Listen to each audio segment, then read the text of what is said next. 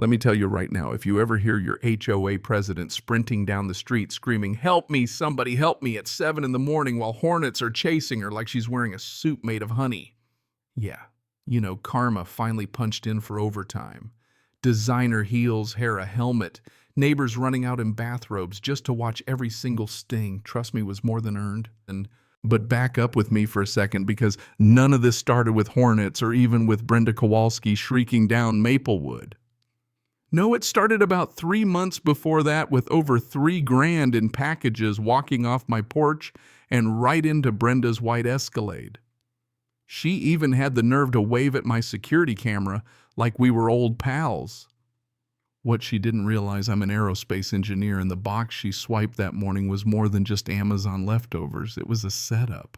Let's rewind, because to really get this, you got to know how the whole storm brewed up. My name's Marcus River, and about 6 months ago I rolled up to Willowbrook Estates, suburban Phoenix.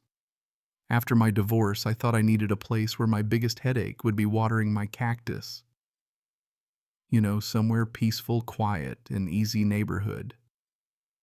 But man, I should have paid more attention to the folks running the show. The first week I'm out front trying to make my zero-scape yard look less like a lunar landing site when I hear the sound, click, click, click, Brenda Kowalski, HOA president, descending on my property like she's the Queen of England on an inspection tour. Clipboard smile, two wide eyes scanning for violations like a TSA agent looking for a forgotten water bottle. Interesting landscaping choices, she said. Interesting, meaning, I hate this but haven't found a way to fine you yet. I told her the last owner planted it drought-resistant and all. She gave me that tighter smile, handed me a clammy HOA newsletter, and off she marched, already plotting.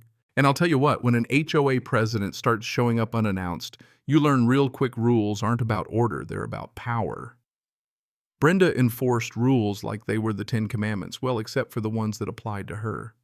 She'd been HOA president 4 years running because no sane soul wanted the job. Most folks thought it easier to let her do the paperwork and keep their heads down. That was the first mistake. Pretty soon, I'm missing packages, a printer part, then some precision calipers, then a box of circuit boards for a consulting gig. I figured porch pirates. Then the Ring doorbell went up. And it's always the same weekday mornings, 9 to 11, when Brenda's Escalade is home and her husband's away on sales trips. She'd saunter up, check the shipping label, weigh it in her hand like she's picking fruit, and poof, package gone. Until one day I caught her in the act. I'm in my home office watching as she grabs a $350 box of microprocessors and just strolls off. I swing the door open. "Excuse me, Brenda, that's my package." She freezes, then puts on that politician grin. "Oh, Marcus, just checking for misdelivered mail. As HOA president, I want to be sure. Come on, my house number's right there." She doubled down, tried to take it to the office for safekeeping. I told her no thanks. You could see her calculating, how dare I not play along. 2 days later, my first violation notice. Non-conforming, zero-scaping, $50 a day until corrected. The war had begun. But see, Brenda underestimated me. I'm not just an engineer, I'm stubborn with a pile of trust issues. I dug into the HOA rules, found that my landscaping had been approved for 3 other homes, including Brenda's next-door neighbor. I documented everything, photos, approvals, even state laws encouraging drought-resistant yards. At the architectural committee hearing, Brenda's face changed color so fast I swear it was a mood ring. They dropped the violation. Victory. Not even close. 2 days later, non-conforming window treatments. My blinds matched every other house. That's when I realized this wasn't about rules. This was about a power-hungry woman who thought she could break anybody with enough paperwork. She wasn't done, so neither was I. I started showing up at board meetings asking about selective enforcement and legal liability. More neighbors came, and wouldn't you know it, I wasn't the only one with Brenda problems. Packages missing birthday gifts that never showed up.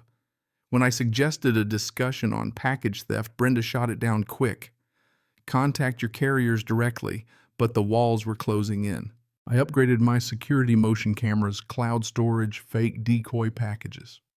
3 weeks later, I got my moment Brenda on camera stealing a decoy box worth $600. In Arizona, that's felony territory. The footage was saved everywhere, and I filed a police report. Enter Detective Maria Santos, tough as nails, done with suburban nonsense. Turns out Brenda was running a Facebook marketplace account, Brenda's Bargains, selling stolen electronics with serial numbers that matched missing items in 3 neighborhoods. But here's where life hits you with a twist. The DA wanted to give her a slap on the wrist. Brenda refused, hired a lawyer, and sent me a cease and desist for harassment. So Brenda tried her second play, calling an emergency HOA meeting to ban security cameras, claiming they made the neighborhood hostile.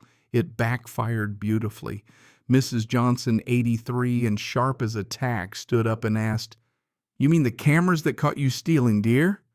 I connected my phone to the projector. Everyone watched Brenda steal multiple angles. HD. Brenda sputtered about entrapment. That's when Detective Santos stood up in the back. "Ma'am, I am the police. You're under arrest." "But you think that humbled Brenda?" No, she doubled down, filed complaints, called the IRS, Adult Protective Services, tried to get me audited, claimed my home office was illegal, and even tried to frame me for dangerous chemicals. The paperwork nearly buried me. Then she requested a restraining order using dramatic language about feeling unsafe. I hired an HOA specialist attorney. Jennifer Walsh, cost a fortune but worth every penny. Jennifer found Brenda had filed a classic slap suit.